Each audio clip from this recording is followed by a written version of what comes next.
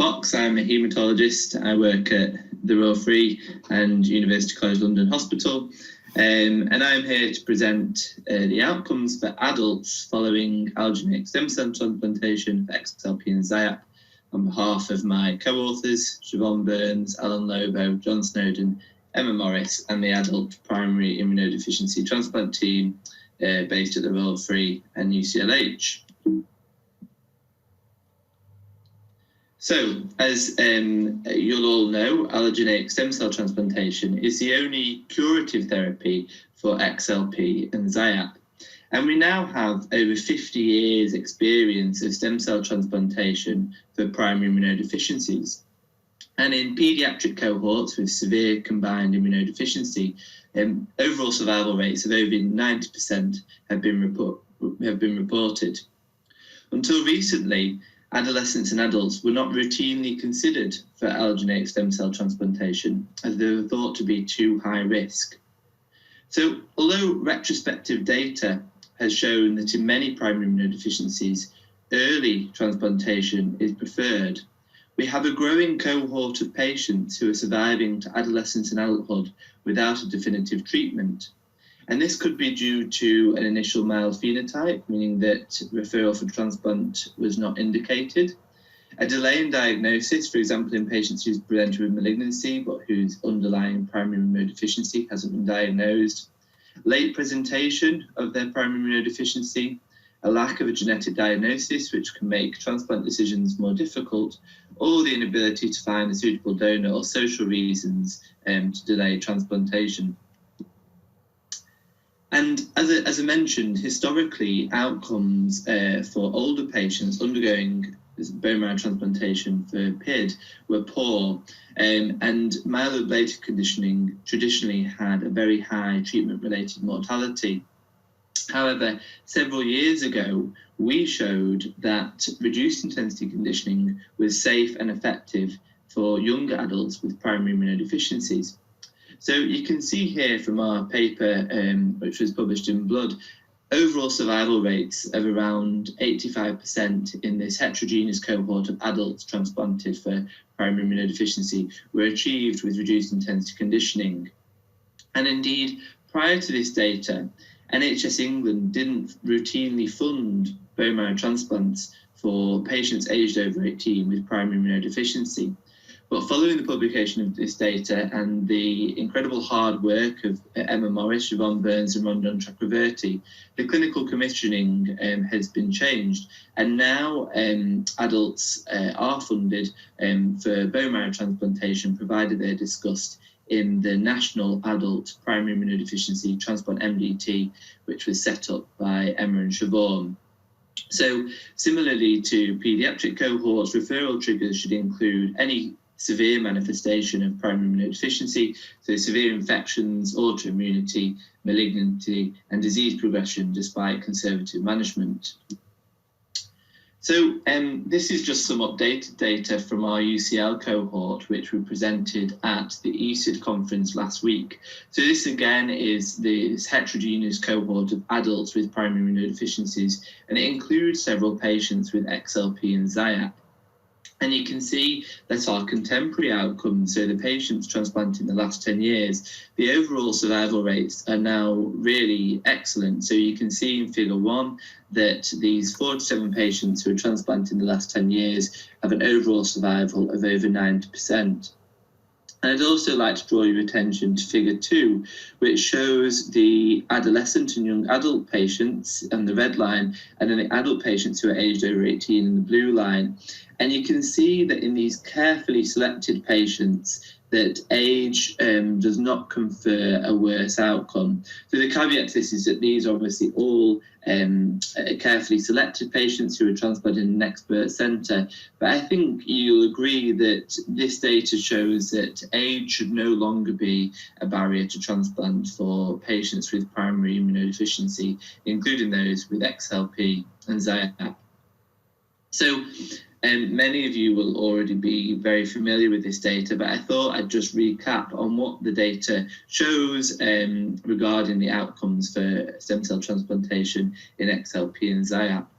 So firstly, looking at XLP1, this data was from Claire's 2011 paper, which was the largest cohort. And she showed that actually outcomes for transplantation in XLP1 are very good. So you can see in the Kaplan-Meier survival plot in figure A that the patients who undergo transplantation do better than those who aren't transplanted. And you can also see that there's not much difference between the different donor types, and we saw that in our cohort, which I showed you earlier. Interestingly and encouragingly, even low-level chimerism was associated with good immune recovery. So even patients with mixed chimera had resolution of the disease phenotype. And what Claire showed was that patients who develop HLH have very poor outcomes without bone marrow transplantation. And really, patients developing HLH as a manifestation of XLP should be strongly considered for bone marrow transplantation. This data was backed up by further data from Rebecca Marsh from Cincinnati Children's Hospital, and Rebecca showed that overall survival rates of over 80% can be achieved in XLP with reduced intensity conditioning. So the data in XIAP is perhaps slightly less encouraging, and this paper from Rebecca Marsh in 2013 showed that outcomes are variable and are certainly inferior to those seen in XLP. I think what's notable in this cohort of 19 patients is that 7 patients had myeloablative conditioning, and it certainly looks like myeloablative conditioning confers poor outcome in transplantation for XIAP. And it may be that the loss of X-linked inhibitor of apoptosis and its crucial anti-apoptotic functions contributes to the high incidence of toxicities observed with myeloablative regimens. And I think from this, you would certainly be encouraged to use a reduced intensity conditioning regimen for a patient being considered for transplant for XIAP. However, I think we should also consider this second paper, which reports the data of transplanted patients for XIAP from a Japanese cohort. And in this cohort of 10 patients, 90% overall survival was observed. But I think the big difference is that all patients in this cohort, apart from the patient who died, underwent reduced intensity conditioned transplant. So this just further shows that RIC approaches are preferable in XIAP, and reasonable outcomes can be achieved in this disease group in expert centres using a RIC approach. So this is our cohort of adult patients with XLP and XIAP, which we've transplanted. And the reason why we wanted to present this today is that these patients are significantly older than any of the patients in the other reported cohorts. They're all aged over 18. And as I said, historically, these patients probably wouldn't have been considered for transplantation. However, what we want to highlight is that age should not be a barrier to transplant in XLP and XIAP, and the majority of these patients had a very good outcome. So just to go through them in more detail, the first patient, an 18-year-old who was transplanted for XLP and is now nearly 15 years post-transplant, is alive and well with no graft versus host disease, works full-time, and is essentially cured with normal lymphocyte subsets, and is not suffering with any complications. The next patient, a patient who was transplanted age 20 for XIAP and HLH as a manifestation of their disease, is now 3.5 years post-transplant and is clinically well, works as a tennis coach, has some suboptimal vaccine responses, but is generally has had a good immune constitution and essentially cured of their disease. The third patient, again transplanted for HLH in the context of XIAP, so is now 3 years post-transplant and is clinically well. They've had some issues with persistent thrombocytopenia, remain on intravenous immunoglobulin, but are generally well. And all these 3 patients had obviously reduced intensity conditioned transplants from sibling donors, and they all seem to have done well.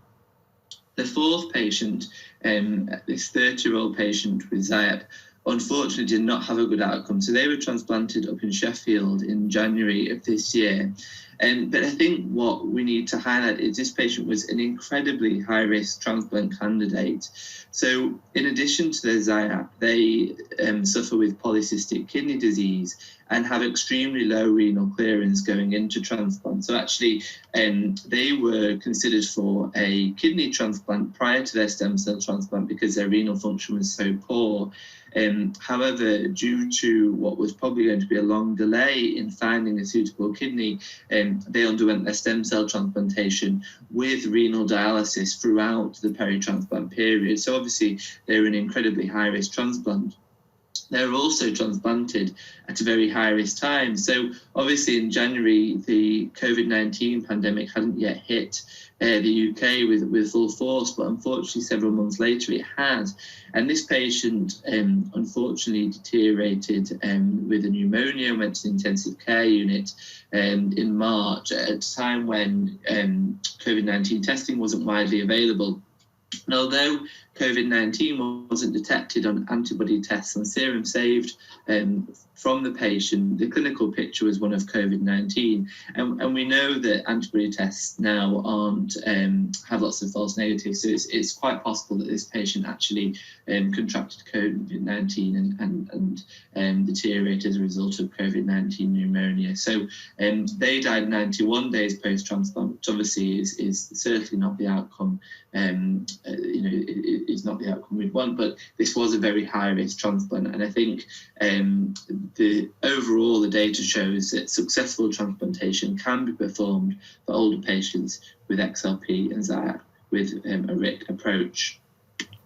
So whilst we've shown that transplantation can be curative for adults and good outcomes can be achieved, I think, given that we've just had Claire's talk on gene therapy, I also just wanted to mention, to put into context gene therapy for adults with XLP and XIAP. And really, until several years ago, there was concern that a mature immune system of an adult may not be able to generate a full T-cell repertoire using an autologous gene therapy approach. But several years ago, our group at UCL showed that gene therapy can be successfully performed in an adult. So this paper on the left detailed the first adult who underwent gene therapy. It was a 30-year-old patient with Wiskott-Aldrich syndrome, and they were essentially cured of their Wiskott-Aldrich syndrome following the gene therapy procedure. And I think it's also worth noting Claire Booth and Don Cohn's paper on the trial of lentiviral gene therapy for X-linked chronic granulomatous disease, because in this cohort, 6 out of 9 patients on the trial were aged over 18. And I think what we're starting to realise is that due to the prevalence of disease-related comorbidities in older patients with primary immunodeficiencies, it may actually be the adult patients, the older patients, who benefit most from the reduced toxicity associated with an autologous gene therapy approach. So as we've just heard, we know that Claire's group are working hard on gene therapy approaches for XLP and XIAP, and hopefully they'll enter clinical trials in the future. And I just wanted to kind of highlight that adult patients with XLP and XIAP are likely to benefit from those approaches too.